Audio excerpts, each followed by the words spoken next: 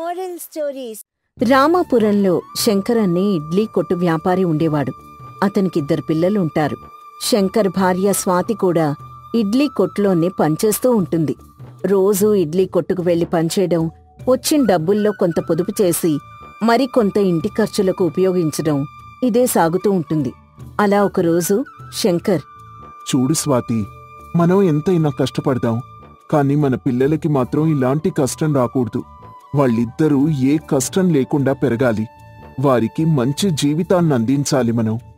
అవునండి, మంచిగా చదువుకొనుండుంటే ఈ పాటికి పెద్ద ఉద్యోగం చేస్తూ బాగా సంపాదించేవాళ్లం మనం. కాని అలా జరగలేదు. ఏం చేస్తాం, అంతా మన కర్మ. కర్మల గురించి ఆలోచించి ఏం లాభం చెప్పు. బతికి ఉన్నన్నాళ్ళు సంతోషంగా ఉండాలి. ఈ ఇడ్లీ కొట్టు ద్వారా వచ్చే డబ్బులే మనకి సరిపోతున్నాయి కదా.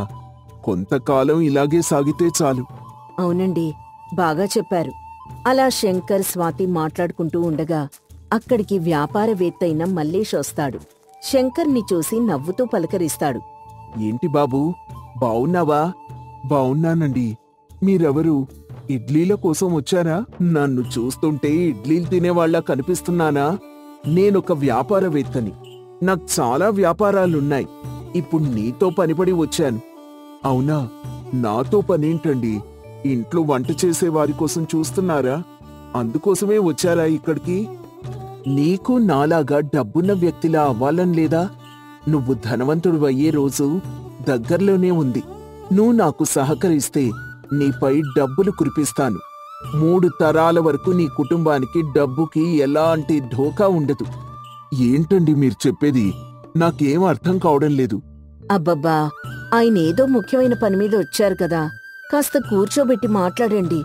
వద్దమ్మా, వద్దు. నేను మర్యాద కోసం రాలేదు, అవసరం కోసం వచ్చాను. మీ ఆయన పెద్ద ధనవంతుడు. ఇప్పుడు ఆయన ఆస్తితో నాకు పనిపడింది. అందుకే వెతుక్కుంటూ వచ్చాను. అయ్యో, మీరు పొరపడినట్టున్నారండి. ఆయన కాస్తలుండడమేంటి?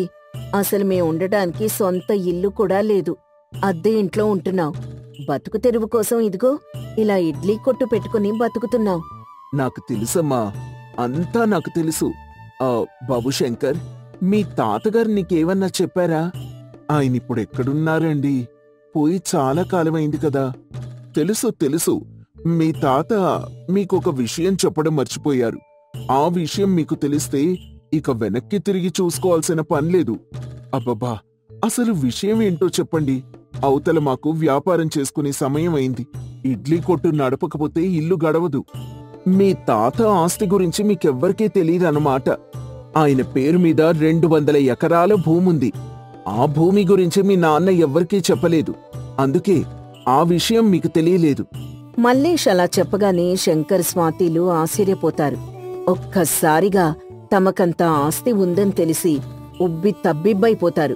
ఇక స్వాతైతే ఆనందంతో పొంగిపోతుంది. నాకు తెలుసండి, ఆ దేవుడే మనల్ని కరుణించాడు. మనమిప్పుడు పేదవాళ్ళం కాదు, ధనవంతులమండి. నమ్మలేకపోతున్నాను స్వాతి, నమ్మలేకపోతున్నాను. ఇక ఇప్పుడు మీరు వెళ్ళి మీ ఆస్తిని సొంతం చేసుకోండి. ఆ తర్వాత ఆ ఆస్తిని నాకు రాసివ్వండి. ఊరికే కాదు, మీకు డబ్బులిస్తాను. అదేంటండి, ఇప్పుడే కదా శుభవార్త చెప్పారు, ఇంతలోనే అలా అంటారేంటి? చూడమ్మా, ఆ భూమితో మీరేం చేసుకోలేరు. నేనక్కడొక వ్యాపారం చేద్దామని అనుకుంటున్నాను. దానివల్ల చాలా మందికి పని దొరుకుతుంది. ఆ ఆస్తి మీ సొంతం. అయినా వేరొకరు ఆ ఆస్తిని అనుభవిస్తున్నారు. రాంబాబు అనే బడా నాయకుడు మీ ముత్తాత ఆస్తిని అనుభవిస్తున్నాడు. మల్లేష్ అలా చెప్పగానే శంకర్ మరోసారి ఆశ్చర్యపోతాడు. ఆ రాంబాబుగాడు మా బాబాయ్ కొడుకండి. వాడు నాకు తమ్ముడవుతాడు. వాడు కూడా నాకు ఈ విషయం చెప్పలేదు. నేనెళ్ళి వాణ్ణి నిలదీస్తాను. ఆ ఆస్తిని నా సొంతం చేసుకుంటాను. నేను ఆ ఆస్తి కోసం చాలా డబ్బులిస్తా అని వాడికి చెప్పాను. అయినా వాడు దాన్ని నాకివ్వలేదు. అప్పుడే తెలిసింది ఆ ఆస్తి వాడిది కాదు, మీ ముత్తాతది అని. అందుకే మిమ్మల్ని వెతుక్కుంటూ వచ్చాను. ఊర్లో చాలా అప్పులయ్యాయండి. దానివల్ల అక్కడ ఉండలేకపోయాం. ఉన్న చిన్న ఇల్లు కూడా అమ్మేశాం. ఇక్కడక్కడ మాకు ఉండడానికి ఏదీ లేదని తెలిసి ఇలా దూరంగా వచ్చి బతుకుతున్నాం. సరే సరే, జరిగిందేదో జరిగిపోయింది. వెళ్ళి నీ ఆస్తిని అడుగు. మీ ముత్తాత ఆస్తి గురించి నీకు చెప్పకుండా ఇన్నాళ్ళు వాళ్ళు అనుభవిస్తున్నారు. వాళ్ళని వదిలిపెట్టద్దు. అలాగేనండి, ఇప్పుడే వెళ్తాం. ఎట్టి పరిస్థితుల్లోనూ మా ఆస్తిని వాడికి దక్కనివ్వము. ముందా ఆస్తిని మీ సొంతం చేసుకోండి. ఆ తర్వాత మీకు రావాల్సిన డబ్బుల గురించి మాట్లాడుకుందాం. అలా మల్లేష్ చెప్పడంతో సంతోషిస్తారు శంకర్, స్వాతి. ఇక మరుసటి రోజే తమ సొంత ఊరికి బయలుదేరతారు. వాళ్ళని చూసి రాంబాబు సంతోషిస్తాడు. శంకరన్నా, బావున్నావా? వదినా, బావున్నారా మీరు? ఎన్నాళ్లకి మన ఊరు గుర్తొచ్చింది మీకు. ఏదేమైనా మీరిలా రావడం నాకు చాలా ఆనందంగా ఉంది. ఈ మాయమాటలాపురా, నీ బుద్ధి పోనిచ్చుకున్నావు కాదు. ఇన్నాళ్ళు మాకు నిజం చెప్పకుండా మమ్మల్ని మోసం చేస్తున్నావు. నిన్ను ఊరికే వదిలిపెట్టను. జైలుకి పంపిస్తాను చూడు. ఏమైందన్నా? ఏమైంది? ఏమైందేంటి? ఆయన ముత్తాత ఆస్తిని నువ్వు అనుభవిస్తున్నావు కదా, నీకు తెలీదా ఏం జరిగిందో? ఓ, ఆ విషయం గురించా? మీరెన్ని విషయాలైనా చెప్పండి. నేను మాత్రం ఆ ఆస్తిని ఎవ్వరికీ ఇవ్వలేను. మీరిలా వస్తారని నాకు తెలుసు. అందుకే మీకోసమే మీ ముత్తాత ఒక వీల్నామా రాసుంచాడు. ఏంటి, వీల్నామానా? అది కూడా మాకు చెప్పలేదు కదా. ఇవన్నీ దాచిపెట్టి ఏం చేద్దామనుకుంటున్నావు నువ్వు? మా ఆస్తిని కాజేసి డబ్బులు సొంతం చేసుకోవాలని చూస్తున్నావు కదా. నిజం చెప్పరా, నిజం చెప్పు. మనిషిని చూస్తేనే అర్థం కావడం లేదా? ఆపండి. నన్నొక మాట అంటే ఇంక నేను ఊరుకోను. ఇప్పుడే వస్తానుండండి అంటూ రాంబాబు వీల్నామా తీసుకొస్తాడు. ఆ వీల్నామాను చదివి వినిపిస్తాడు. నేను వీరయ్యను. నా స్వహస్తాలతో రాసుకున్న వీల్నామా ఇది. నాకున్న వ్యవసాయ భూమిని నేను ఊరి రైతులకు రాసిస్తున్నాను. ఊళ్ళోని రైతులెవరైనా సరే నా భూమిలో వ్యవసాయం చేసుకోవచ్చు. దానికి వారు ఎలాంటి డబ్బులు చెల్లించాల్సిన అవసరం లేదు. ఈ ఆస్తిలో నా కుటుంబానికి ఎలాంటి వాటా లేదు. వారికి ఎటువంటి సంబంధమూ లేదు. ఇక చివరిగా నాకున్న గుడిసెను మాత్రం నా బిడ్డలకిస్తున్నాను. అదే నేను వారికిచ్చే ఆస్తి. చూసావా, మీ ముత్తాత ఏం రాశాడో విన్నావు కదా. ఇప్పుడు నీ ఇష్టం వచ్చిన చోటు చెప్పుకో. పోలీసుల దగ్గరికి వెళ్ళినా ఏం లాభం ఉండదు. రాంబాబు అలా వీల్నామా చదవగానే శంకర్, స్వాతిలు కుమిలిపోతారు. ఆస్తి తమకు దక్కలేదని కన్నీళ్లు పెట్టుకుంటారు.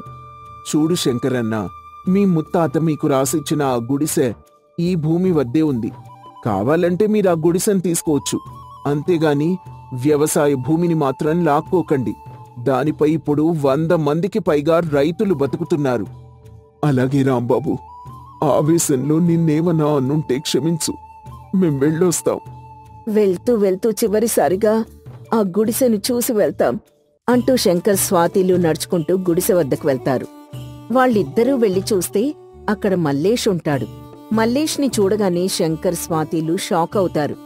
అయ్యా, మీరేంటి ఇక్కడున్నారు? మీ వాలకం పూర్తిగా మారిపోయిందే. మీరు వ్యాపారవేత్త కదా, ఈ గుడిసెలో బతుకుతున్నారేంటి?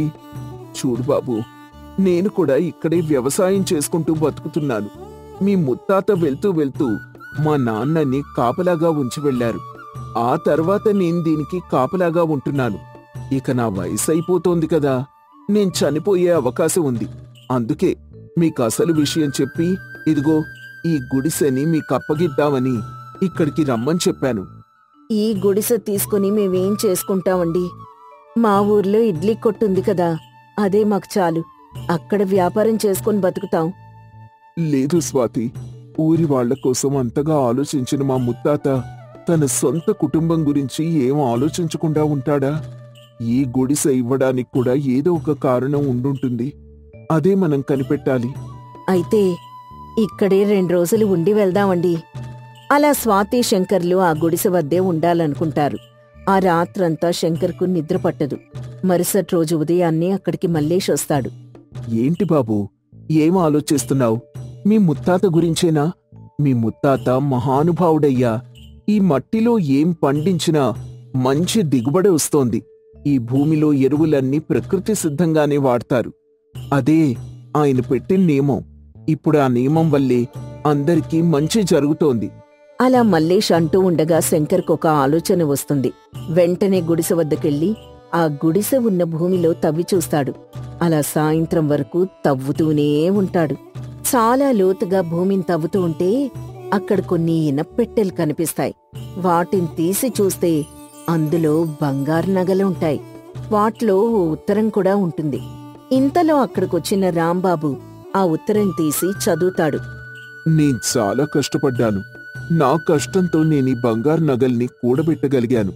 ఇవి నా కుటుంబానికి ఏదో ఒక విధంగా అందుతాయని నాకు తెలుసు. నేనెప్పుడూ ఇతరులకు సాయం చేయాలని అనుకున్నాను. అందుకే నా వ్యవసాయ భూమిని రైతులకిచ్చేశాను. ఇకపోతే నా కుటుంబానికి నేనిచ్చే కానుక ఇది. నా కష్టార్జితమైన ఈ నగల్ని నా తరతరాలు అనుభవించాలి. అదే నా కోరిక. ఇతరులకు సాయం చేయాలన్నదే నా ధ్యేయం. అదే నా కుటుంబ ధ్యేయం కూడా అయ్యుండాలి. అలా రాంబాబు ఆ ఉత్తరం చదవడం పూర్తి చేస్తాడు. ఇక శంకర్కి చెప్పలేనంత ఆనందం కలుగుతుంది. ఇక అప్పట్నుంచి తను కూడా తన కుటుంబంతో పాటు ఆ గుడిసెలోని బతుకుతూ వ్యవసాయం చేయడం మొదలు పెడతాడు. తన ముత్తాత ఆశయాన్ని బతికిస్తాడు. ఒకానొక పచ్చటి పల్లెటూరు. ఆ ఊరి పేరు రామపురం. రామపురం అంటే చాలు చుట్టుపక్కల ఊళ్లవాళ్లకు కూడా తెలుసు. ఎందుకంటే ఆ ఊర్లో ప్రతి మనిషి కష్టజీవి.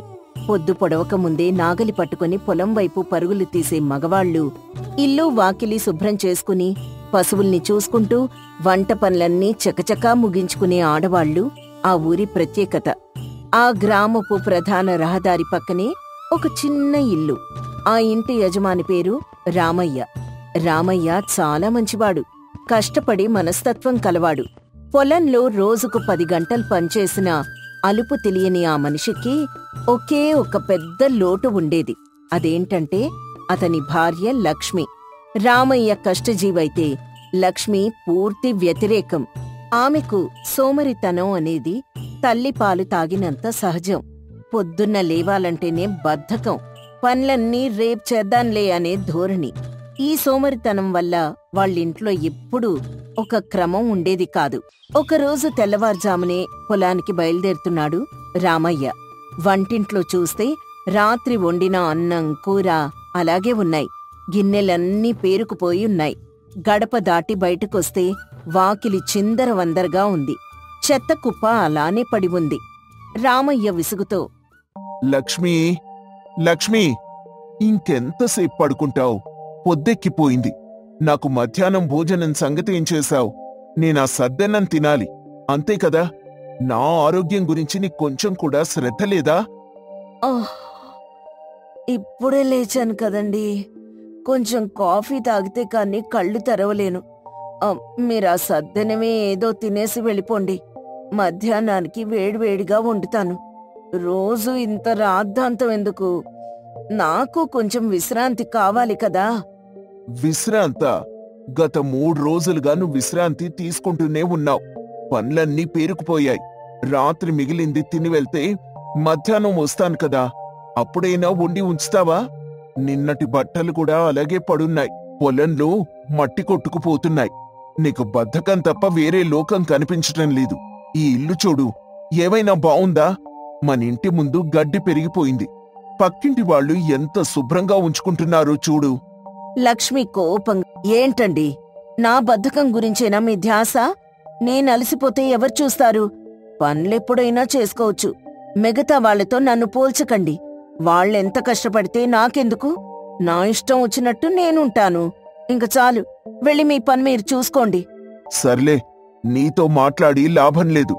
ఎంత చెప్పినా నీకు చెవికెక్కదు. నేను వెళ్తున్నాను. కనీసం సాయంత్రానికైనా గిన్నెలు అవన్నీ శుభ్రం చేసి ఉంచు. బయట వాళ్ళ ముందు నా పరువు తీయద్దు. రామయ్య ఆకల్ని దిగమింగుకొని మొహం కడుక్కొని ఆ అన్నమే తిని లక్ష్మి కోసం తీయించిన కొత్త చీరను చూసి నిట్టూర్చి ఆశలన్నీ అడిచిపెట్టుకుని పొలం వైపు నడిచాడు. మధ్యాహ్నం వేళ ఊర్లో 4 పెద్ద మనుషులు రచ్చబండ మీద కూర్చొని ముచ్చట్లు చెప్పుకుంటున్నారు. రామయ్య అప్పుడే తన పొలం పనులు ముగించుకుని ఇంటికి భోజనం కోసం వెళ్తున్నాడు. వాళ్ల దృష్టి లక్ష్మి ఇంటి మీద పడింది. ఇంటి చుట్టూ ఉన్న చెత్త, ఆరుబయట ఎండిపోని బట్టలు, పాచిపట్టిన వాకిలి, పగిలిపోయిన కుండలు చూసి తలలూపారు. మొదటి వ్యక్తి గోపాలం ఇలా అన్నాడు. అబ్బో, రామయ్యకి ఎంత కష్టమొచ్చి పడిందిరా. ఆ పిల్లని తెచ్చుకున్నప్పటినుంచి చూస్తున్నాం. ఆ ఇల్లు ఇల్లే కాదు, ఎప్పుడూ మురిగ్గుంటలా ఉంటుంది. ఇంటిని చూస్తేనే అదృష్టం భయపడి పారిపోతుంది. రెండో వ్యక్తి నర్సయ్య ఇలా అన్నాడు. రామయ్య ఎక్కడా మొహం పెట్టలేకపోతున్నాడు. వాడు కష్టపడి సంపాదించినా ఆ ఇంట్లో అదృష్టం నిలబడట్లేదు. నిన్ననే చూసా, వీధి కుక్కలు ఇంటి ముందు చెత్త కుప్పం లాగుతూ ఉంటే ఆమె మాత్రం కళ్ళు మూసుకొని నిద్రపోతోంది. లక్ష్మి చేతిలో ఏమాత్రం పనిలేదు. సోమరిపోతంటే ఆమెనే అనాలి. ఇంటిని బట్టి ఇల్లాలు అని అంటారు. మూడో వ్యక్తి శంకరయ్య ఇలా అన్నాడు. మొన్ననే చూసా, పొలంలోకి వెళ్తున్న రామయ్య ఆకలితో అల్లాడిపోతున్నాడు. పక్కన వాళ్ల పొలం మనిషి వాళ్ళ ఆవిడ వండిన వేడివేడి అన్నం తింటూ ఉంటే వీడు చూస్తూ నిట్టూర్చాడు. ఇది తప్పు రామయ్యది కూడా. మరీ అంతగా వదిలేయకుండా దాన్ని సరిదిద్దాలి కదా. ఆడవాళ్లు సోమరిపోతులుగా ఉంటే ఆ కుటుంబం బాగుపడటం కష్టమండి. నాలుగవ వ్యక్తి అప్పలయ్య. కట్టే అంటనిదే నిప్పు రాజుకోదు. రామయ్య బాధంతా లక్ష్మి సోమరితనం గురించే. వాడొచ్చి మాతో చెప్పలేక లోపలే కుమిలిపోతున్నాడు. వాడి కష్టమంతా వృధా అవుతోంది. ఈ గుసగుసలు రామయ్య చెవిలో పడ్డాయి. అతనికి తలదించుకొని ఆకలి మర్చిపోయి వెళ్ళిపోవాలనిపించింది. పరువు పోయినా ఆకలి తీర్చుకోడానికి ఆ ఇంటికే వెళ్ళాలి. రోజులు గడిచే కొద్దీ లక్ష్మి సోమరితనం వల్ల రామయ్య మీదే భారం ఎక్కువైంది. ఇంటి పనులను కూడా రామయ్య చేసుకోవాల్సి వచ్చేది. పొలంలో కష్టపడి పనిచేసి సాయంత్రం ఇంటికొచ్చి భార్య కోసం ఎదురుచూడకుండా తనే వంట చేసుకోవడం, బట్టలుతకడం, ఇల్లు శుభ్రం చేసుకోవడం మొదలుపెట్టాడు. ఇంటి పనులు చేయడం వల్ల అతని పొలం పనులు కూడా దెబ్బతింటున్నాయి. పొలానికి సరిగ్గా ఎరువు వేయలేకపోయాడు. కలుపు తీయడం ఆలస్యమైంది. ఒక సాయంత్రం రామయ్య అలసిపోయి ఇంట్లో కడుగుపెట్టాడు. అప్పటికి లక్ష్మి పక్కింటి టీవీ చూస్తూ కూర్చుంది. ఇల్లంతా చిందరవందరగా ఉంది. వంటింట్లో కుళ్ళిపోయిన కూరగాయల వాసనొస్తోంది. లక్ష్మి, ఏంటమ్మా ఇది? ఇల్లు చూడు, ఎంత గందరగోళంగా ఉందో. కనీసం పాత్రలైనా కడుక్కోకూడదా? ఆ చెత్తను తీసి బయటపడేస్తే సరిపోతుంది కదా. నా కోసం కాదు, కనీసం మన ఆరోగ్యం కోసమైనా శుభ్రంగా ఉంచాలి కదా. ఏవండి, రేపు కడుక్కుంటానులేండి. నా చేతులు నొప్పిగా ఉన్నాయి. మీరు కడిగితే సరిపోతుంది కదా. రోజూ మీరే కడుగుతున్నారు కదా. ఈరోజు కూడా కడిగేయండి. నాకు టీవీలో సీరియల్ వస్తోంది. డిస్టర్బ్ చేయకండి.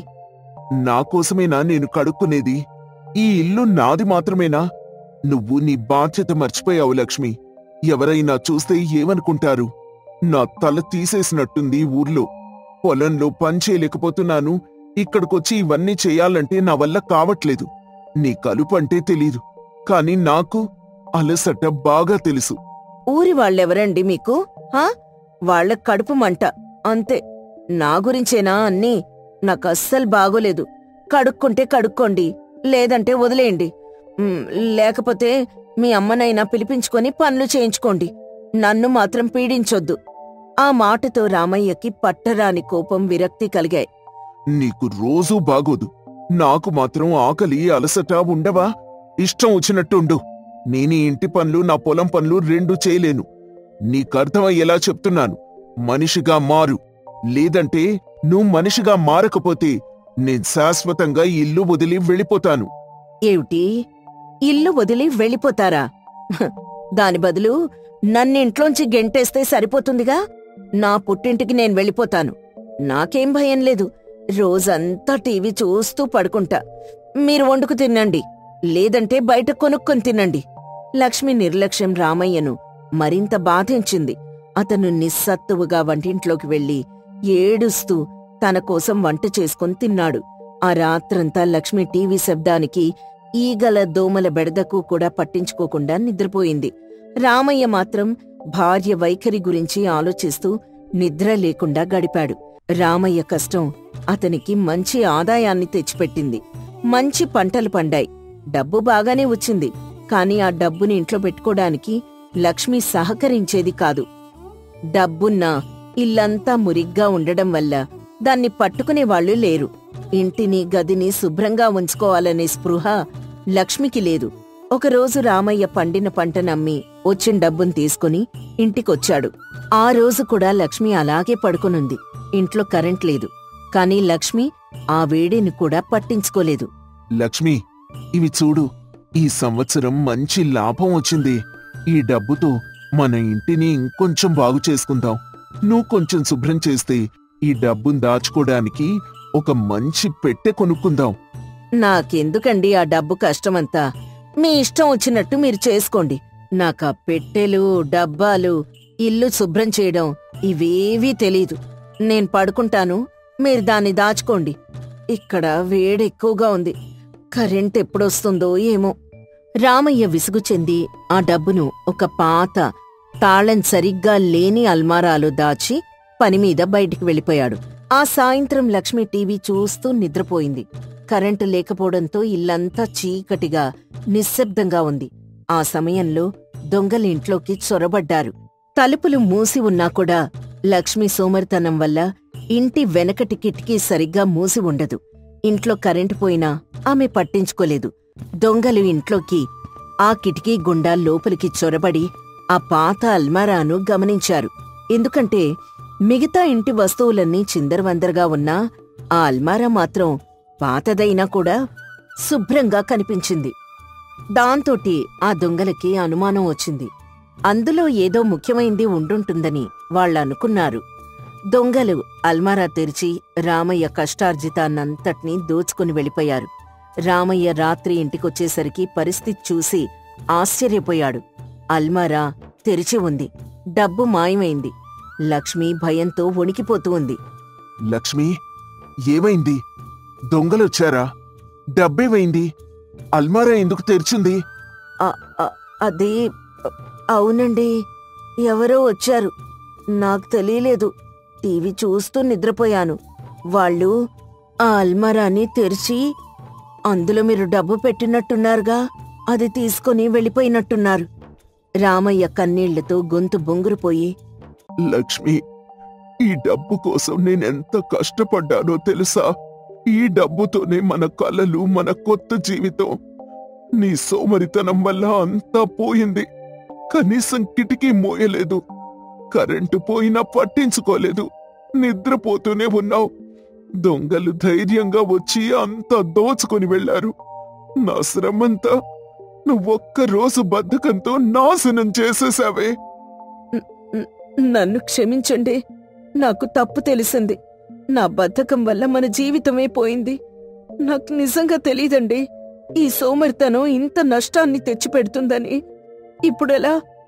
ఆ సమయంలో చుట్టుపక్కల ప్రజలందరూ వచ్చారు. వాళ్లల్లో 4 పెద్ద మనుషులు కూడా ఉన్నారు. ఆ పెద్ద మనుషులు రామయ్యతో ఇలా అన్నారు. రామయ్య, నీ కష్టానికి తగిన ఫలితం దక్కలేదు.